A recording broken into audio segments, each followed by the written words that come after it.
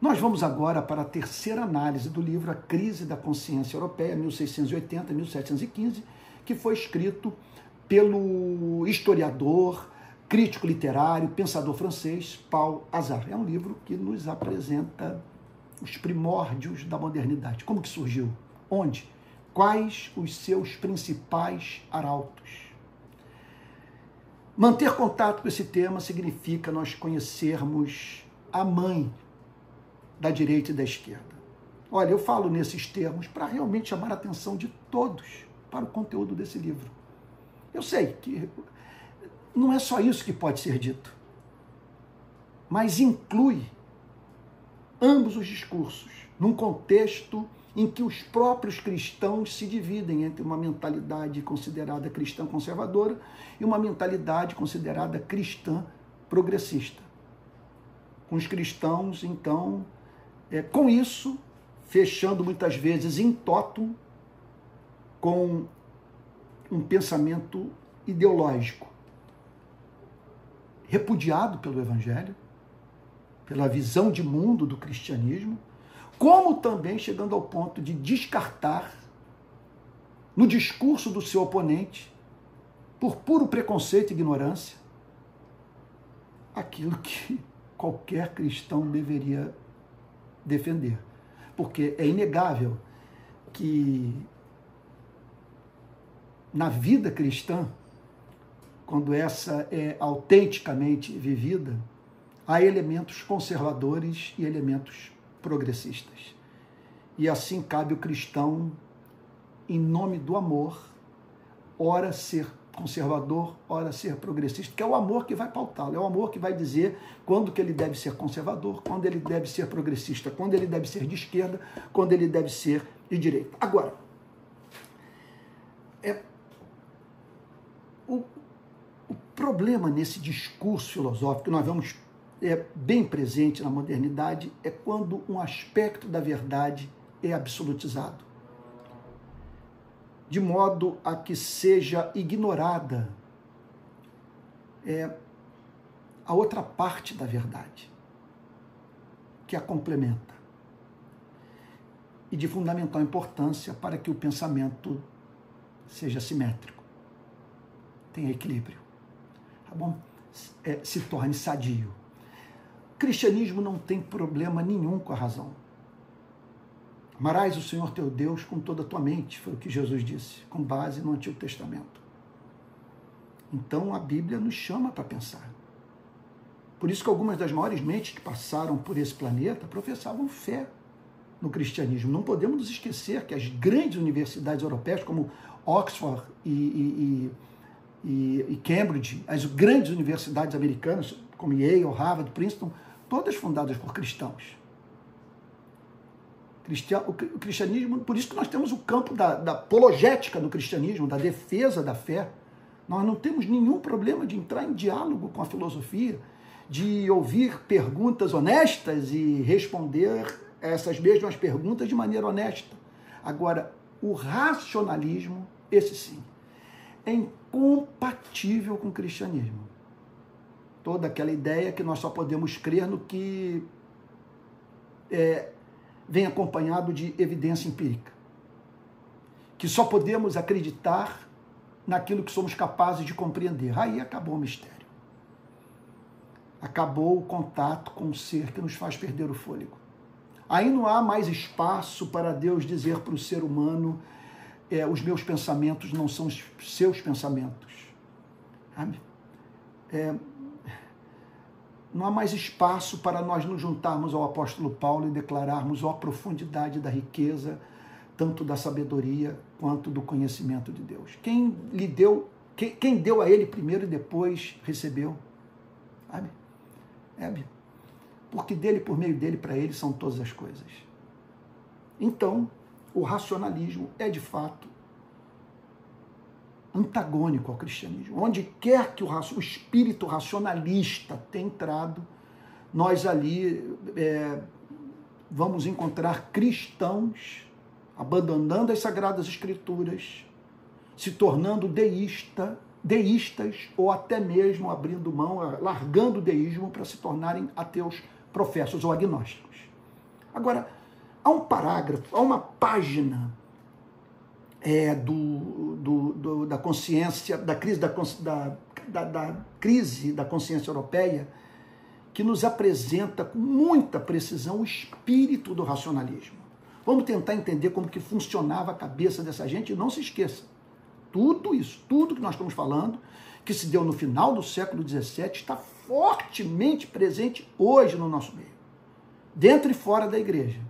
E os apologistas cristãos precisam estar familiarizados com essa história. Não apenas com o que é escrito hoje sobre essa visão de mundo, mas sobre a sua gênese, a sua origem, como que surgiu, por que ganhou as massas, de que modo aqueles homens de mentalidade racionalista foram ouvidos. Então vamos lá para uma página central para nós entendermos o racionalismo tão fortemente presente na modernidade. Era da verdade. Ela, a razão agressiva, entrava em jogo, ou entrava no jogo. Queria examinar não apenas Aristóteles, mas quem quer que tenha pensado, quem quer que tenha escrito. Isso é bom. Pretendia fazer tábula rasa de todos os erros passados, também isso é maravilhoso, e recomeçar a vida. Nenhum problema. Não era uma desconhecida, pois sempre fora invocada. Isso não é novo no campo da filosofia. Nós vamos ver os gregos profundamente preocupados com esse tema. Pois sempre fora invocada em todos os tempos, mas apresentava-se com um novo rosto. Que novo rosto é esse? A causa, e particularmente a causa final, não é mais o que pretendia ser. Uma faculdade por onde se supõe que o homem se distingue dos animais e por onde é evidente que os supere em muito? Sem dúvida, mas sob a condição de estender ilimitadamente até as extremas audácias os poderes dessa faculdade superior. Entenda, vamos com calma, eu gostaria de estar com o texto aparecendo aqui para que você pudesse ler comigo. Ah, meu Deus, não vejo a hora de melhorar a minha ferramentazinha aí de ensino que eu amo tanto. Vamos lá. Seu privilégio era estabelecer princípios claros e verdadeiros. Nenhum problema com isso. Princípios claros e verdadeiros. Falta de princípios claros e verdadeiros em teologia é uma catástrofe. Sabe? Para chegar a conclusões não menos claras e não menos verdadeiras. A teologia clama pela luz. Quanto mais luz, melhor. Sua essência era examinar. E a primeira função, incriminar o misterioso, o inexplicável, o obscuro, para projetar sua luz sobre o mundo. Isso pode ser positivo, isso pode ser negativo. Você querer entender os planos de Deus, a soberania divina, negar a inescrutabilidade do Criador, quer dizer, só se sujeitar à revelação quando essa passa pelo tribunal do racionalismo, é o fim do cristianismo. Não sobra, não fica pedra sobre pedra. Olha o que ele diz ainda. O mundo estava repleto de erros criados pelos ilusórios poderes da alma, garantidos por autoridades não controladas. Isso aqui é sério. Olha só. Ilusórios poderes da alma, o mundo estava repleto de erros, não há como negar esse fato. Não há como negar. Porque você dizer que havia endosso divino para a monarquia, para o Estado absolutista, é um desses erros crassos, entre outros que nós encontramos, que foram herdados pela Europa do final do século XVII. Então o mundo estava repleto de erros criados pelos ilusórios poderes da alma, garantidos por autoridades não controladas. Autoridades não controladas significa autoridade não controlada que prega loucura, o que saiu da sua cabeça, que usa da sua posição de clérigo, de bispo, sabe, de alguém que domina alguma área do conhecimento humano, a fim de impor o que a razão rejeita, o que carece de clareza, de evidência. Agora, contudo, o apóstolo Paulo é uma autoridade não controlada. O Senhor Jesus falou sobre aquilo que não tem como a razão humana, sem a assistência do Espírito Santo, conhecer. Estou falando de compreender. Quando o Senhor Jesus fala sobre o céu, sobre a realidade da vida eterna, ele está falando sobre aquilo ao que nenhum pensamento filosófico é capaz de abarcar. Ele está falando de algo que transcende a razão. E é muito importante nesse ponto que entendamos que sem revelação nós estamos perdidos, porque aquilo para o que nós mais precisamos a fim de que nossa vida tenha significado, quer dizer, aquilo que se constitui no fundamento do sentido da nossa existência, só pode ser conhecido por nós se for revelado. O que há depois da morte? Quem veio de lá para dizer o que nos aguarda? Carecemos de revelação. Sabe? Então, como chegaríamos à conclusão da natureza trinitária de Deus se não fosse pela revelação? A obra regeneradora do Espírito Santo, o plano da redenção, tudo isso aí é revelação. Então, nesse ponto, a modernidade cumpre um papel importante ao fazer com que o ser humano, isso aí é da reforma protestante, o ser humano não tem que se sujeitar à autoridade daquele que fala. Necessariamente. Se sujeitou à autoridade de Cristo, à autoridade dos apóstolos, porque essa era uma exigência da razão. E uma vez que a razão tenha chegado à conclusão que Cristo é o Filho de Deus, é racional acreditar no que o Filho de Deus falou. Então, nesse ponto, o cristianismo é profundamente racional. É essencial que você entenda isso. Nesse mundo, nós nos deparamos com o Everest, nós nos deparamos com algo como Pão de Açúcar aqui no Rio de Janeiro, o Morro do Corcovado. E tão concreto quanto isso, tão concreto quanto tudo isso, é o cristianismo. Aí está o cristianismo. Ele existe, tem que ser estudado, tem que ser examinado. O que ele tem a dizer? Então, nós não podemos descartá-lo sem considerá-lo. E ele diz a razão que ela foi corrompida e que o homem precisa nascer de novo a fim de que sua mente possa voltar a funcionar corretamente. Não vejo nada incompatível com a razão.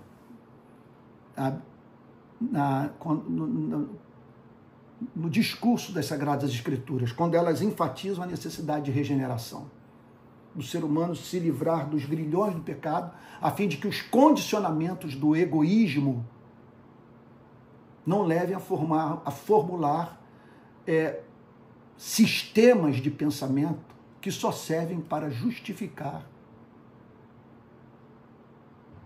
os seus preconceitos, seu ódio, sua luxúria, sabe?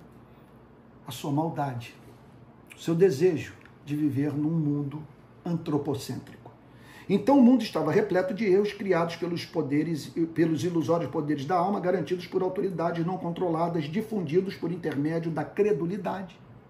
É um problema, a credulidade, e da preguiça.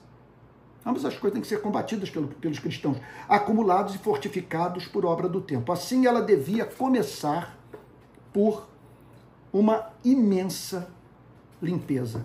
Esse é o sonho da modernidade, fazer tábula rasa de tudo. Então surge uma sociedade racionalista e profundamente hedonista.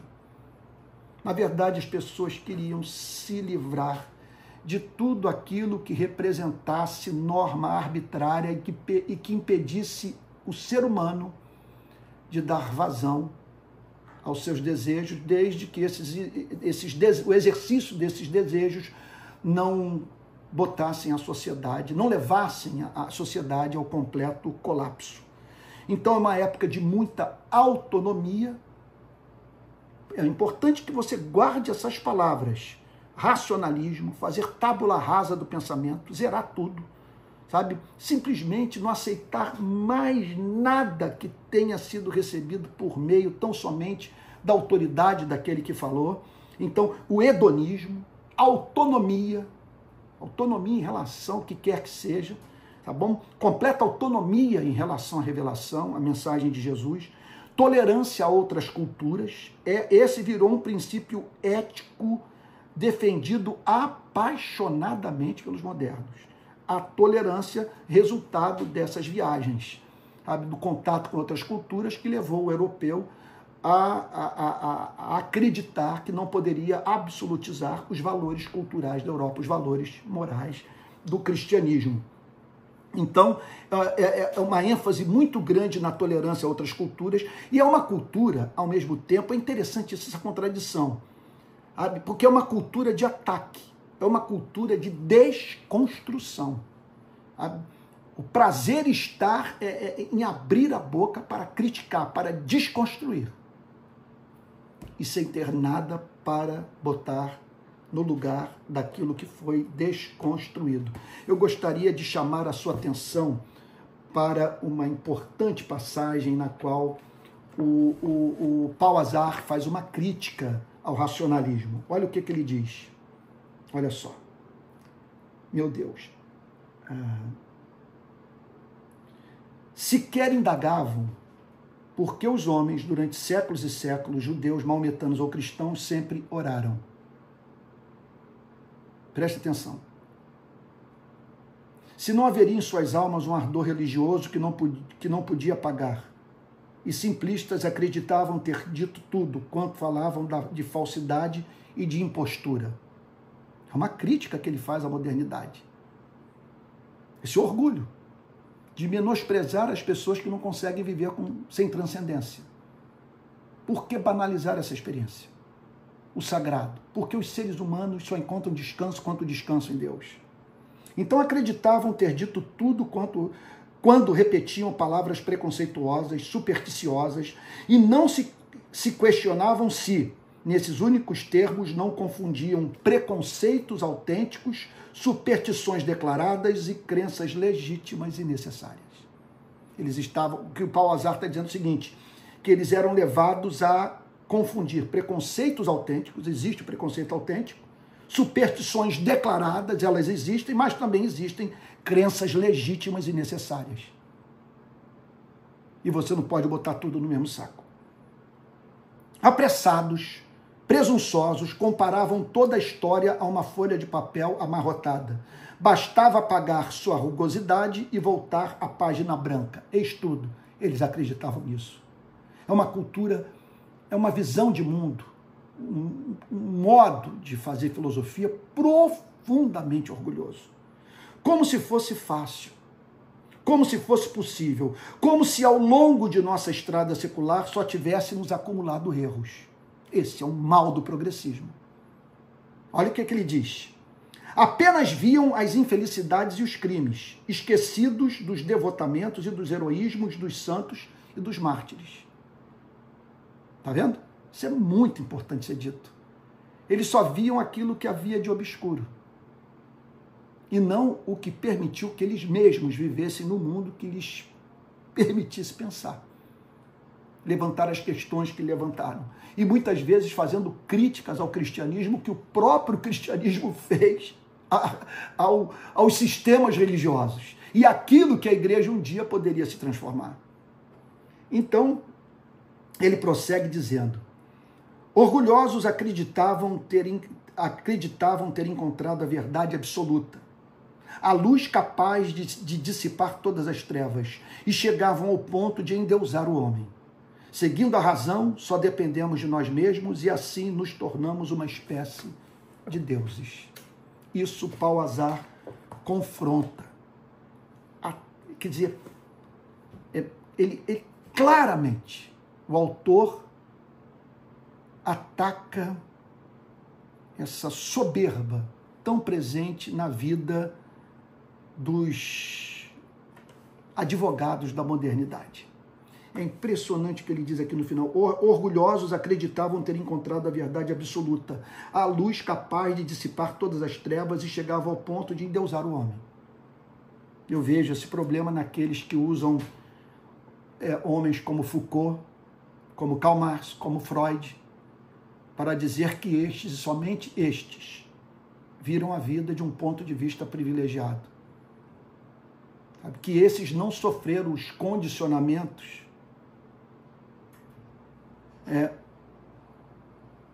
impostos por aquilo que eles mesmos declaravam que todos os seres humanos estavam sujeitos. Está entendendo o que eu disse? Que só eles, portanto, foram capazes de ver a vida de um ponto de vista privilegiado. Então, nesse ponto, eu tenho sérios problemas de lidar com qualquer tipo de pessoa que se levante para dizer que seu autor preferido conseguiu ver o todo. Que ele criou, ele é detentor da única chave hermenêutica para a interpretação da vida, sabe? Então, é isso. Então, foi uma época de negação dos milagres. Olha só, note isso aí também. Um ataque aos milagres. Os milagres não têm comprovação científica, nós não precisamos, então nós não temos que acreditar neles. Não podemos acreditar neles. E muitos pregadores frouxos, protestantes e católicos, simplesmente cederam à pressão. Se nós continuarmos a pregar que Jesus nasceu de uma virgem, que ele andou por sobre as águas, que ele ressuscitou mortos, nós perderemos a interlocução com o mundo. Não seremos mais ouvidos. Então vamos deixar de pregar esse Cristo mitológico e vamos falar sobre o Cristo real, que não foi produzido pela fantasia dos apóstolos, né? pelo seu desejo de ter um Salvador. Isso é muito grave. Isso é muito grave. Ambos os lados da disputa ideológica podem incorrer nesse tipo de erro. Então eles declaram que os ateus, essa acusação para mim é uma das mais complicadas, das mais difíceis. Olha, a modernidade simplesmente nunca me convenceu. Os argumentos são absurdos, ela corta o galho sobre o qual estava sentada. Ela remove aquilo que Nietzsche falou, Nietzsche deixou claro, vocês removeram o fundamento para a construção dos valores que vocês defendem. Só falta peito para vocês dizerem que não há como fundamentar racionalmente esses valores pelos quais vocês declaram estar dispostos a dar a vida. Só o cristianismo que fornecia fundamento intelectual para esses valores. O cristianismo que vocês negaram. Então, há uma acusação, contudo, que essa para mim é perturbadora. Eles declararam que os ateus podem ser melhores do que os cristãos. E, de fato, há muitos ateus melhores do que os cristãos. Do que muitos cristãos que nós conhecemos. Mas é claro que esses estão comparando os melhores ateus com os piores cristãos. Sabe? E outro ponto também, é impressionante isso, perdendo de vista também o fato de que a igreja atrai muita gente quebrada. São pessoas que procuram a igreja justamente por estarem quebradas. E aí você vai encontrá-las na igreja, a igreja superlotada, de pessoas quebradas, de pessoas que, se você comparar aos melhores ateus, serão vistas como pessoas, então, doentes. Sabe? Pessoas que não foram transformadas pelo Evangelho. E, contudo, o que o mesmo Evangelho tem a dizer é que só Deus sabe onde essas pessoas estariam se não fosse o Evangelho. Então, e outro ponto, para o cristianismo, para a mensagem de Cristo, é de fundamental importância que o homem ame o seu Criador, que o Criador seja o vínculo de toda e qualquer virtude, que desde dar um copo d'água a um sedento, até ofertar a sua vida para a vitória de uma causa, sabe? Para a fé cristã, tudo tem que ser feito para a glória de Deus. E que é isso que dá sentido às nossas ações. Quando nós somos o que somos, fazemos o que nós fazemos, porque anelamos por fazer o nosso Criador ter deleite na nossa vida, apesar das nossas imperfeições. Então é um período de ataques à Bíblia. Não é um período de ataques ao que a Bíblia ensina, é um período de ataques ao próprio texto da Bíblia. É um período em que eles começam a atacar a preservação dos manuscritos originais, a corrupção do texto do Antigo, do Novo, dos textos do Antigo e do Novo Testamento no decurso dos séculos. Não é tanta loucura que foi falada, tanta tentativa de desconstrução das Sagradas Escrituras que foi refutada. É impressionante quanta gente deixou de acreditar na Bíblia em razão de críticas feitas ao texto inspirado, patéticas, que só poderiam ter sido abraçadas por gente de antemão disposta a não acreditar. É um período também, vale a pena dizer, caracterizado por uma grande exaustão vivida pela Europa, porque a divisão entre protestantes e católicos e com suas consequentes guerras foi catastrófica. Então era o cristianismo sofrendo severa oposição perante uma igreja dividida. Uma igreja que foi incapaz de se unir e não podia se unir, exceto porque as divergências eram muito profundas. São profundas até hoje. Elas podem encontrar uma base para a comunhão entre os seus membros. E agora os sistemas teológicos são muito diferentes em questões inegociáveis. E por causa disso as igrejas não conseguiram se unir para enfrentar a modernidade. Eram protestantes de um lado, católicos de outro, e com divisões dentro de ambas as igrejas. Havia catolicismos e protestantismos. Então, é isso, nós vamos parar por aqui e no próximo vídeo nós vamos falar sobre a tentativa de reconstrução, o empirismo de John Locke, a filosofia, o sistema filosófico que ele criou e toda a sua luta visando a desconstrução de regimes absolutistas, tá bom? Espero que você não desista de estudar a crise da consciência europeia comigo, o sonho de nós conhecermos a modernidade, as raízes dos pensamentos de direita e de esquerda, do progressismo e do conservadorismo, tá bom? E, se for possível, divulgue essa série. Não deixe de dar uma olhada na descrição desse vídeo. Ali na descrição você vai conhecer formas de ajudar a manter esse canal, que não é mantido por empresários, nem pelo poder público e por nenhuma instituição religiosa. É mantido por gente como você, que tem acesso a esse material gratuitamente e que não é obrigada, por isso, a contribuir, mas que, se ajudar, vai fazer muita diferença. Nós vamos poder aperfeiçoar essa ferramenta e alcançar mais pessoas, tá bom? Então, Deus te abençoe e te guarde, e até o próximo vídeo sobre a crise da consciência europeia.